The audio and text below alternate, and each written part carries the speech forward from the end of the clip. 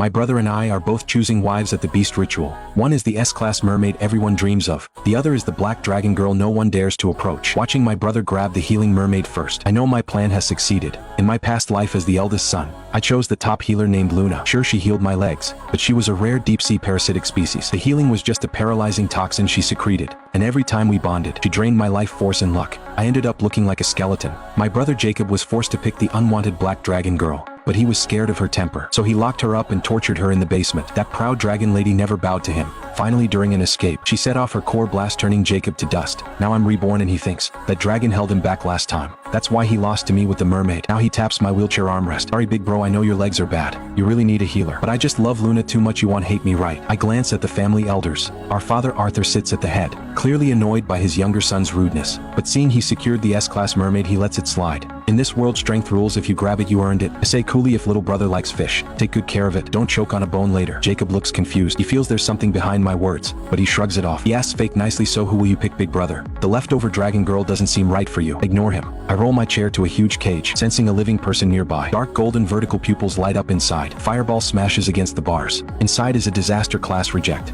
a black dragon species codenamed Shadow. Everyone thinks she's a worthless partner. Jacob is laughing inside. He's given up. What a loser. Picking that monster that eats people. As I reach the cage and stare at the dragon, a data panel appears before me. My biggest trump card from Rebirth, the all-seeing eye. Target scan complete. Species ancient black dragon, royalty Shadow. Current status severely hungry. Unlock condition ditch kindness, fight fire with fire. Only then will she lower her proud head. Reading this I smile. Dragons don't need love, they need to be conquered. Our father Arthur stands up suddenly. That beast is untamed. Your legs are already useless, picking her will kill you. I don't look back at him. I mutter because I'm useless. I don't need a nurse. I need a weapon. The dragon seems to understand. Her wild eyes hold. A flicker of confusion for the first time. The cage door opens, a black shadow bolts out. A woman in black leather appears. Dragon horns on her head, sharp claws for hands. She goes straight for my throat, but I don't dodge. I grab her wrist with one hand. Weakened, she loses her balance and slams into my wheelchair armrest. I grin and whisper in her ear, kill me and you rot in this cage forever. Be my wife or be my blade. Choose one. Her pupils shrink sharply. In 300 years no human has been this bold. Everyone stares at this unbelievable scene. The crippled eldest young master, holding an S-class beast's wrist with one hand. I look at her hesitant eyes and say, if that's all the guts you have, then crawl back to your cage, you trapped animal. My words hit her like a slap to her proud ego. Shadow finally speaks. Human, you have a death wish. Before I can react, she lunges down and bites my bloody wrist. People around us scream. I don't even flinch. A burning energy floods my body. It's dragon blood. She's initiating an ancient pact. My body can't handle the brutal dragon blood. It'll explode on the spot. If I survive, the pact is sealed. It's a gamble, and gambling is my specialty. After what feels like forever, a blood-red collar appears on Shadow's neck. Mark pact complete. Arthur finally snaps out of it,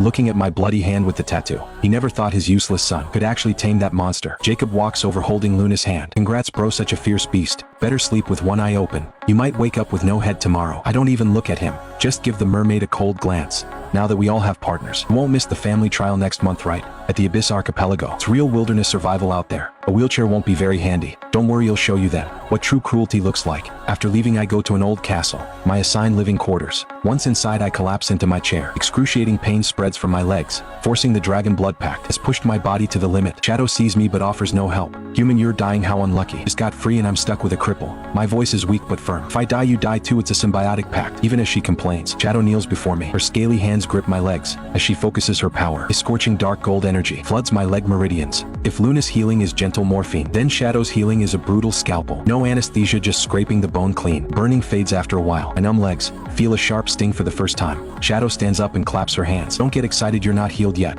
My dragon energy just slows your genetic decay. If you want to walk, if you want my respect, take me somewhere to fight. I'm not just hungry, my claws are hungry too. I smile, my first real smile since coming back. Next month's trial at the Abyss Archipelago will take you to an all-you-can-eat buffet. The whole hunting ground is yours. Meanwhile, in Jacob's fancy bedroom, Jacob lies there dazed, while the beautiful mermaid Luna sings softly beside him. It's not human language but a soul melody that goes straight to the brain. Jacob sighs with pleasure. He feels a warm flow from Luna's body, but he can't see her golden wisps drifting from his face, slowly seeping out and inhaled by Luna. It's his life essence. You're so good to me, Jacob. You're the only one who wanted me, not like your crippled brother. His heart is too dark. Jacob hugs her sleepily and says, don't worry babe, big bro's a loser. He picked that psycho shell turn on him. When the family trial happens, we'll make him disappear for good. Then everything in the Song family will be ours. A hint of greed flashes in Luna's eyes. Really so to win the trial. Can you give me a little more love, Jacob? In the underground workshop, the air reeks of solder and motor oil. I'm at the workbench now, modifying my wheelchair. Or rather, it's not a wheelchair anymore. The tiny mobile armory. You're taking this hunk of metal into the ocean. Those mermaids are weak, but a real pain in the water. I should just boil the sea dry. She sounds dismissive, but her eyes stay fixed on the modified chair. I say coldly, save that weak dragon flame for emergencies.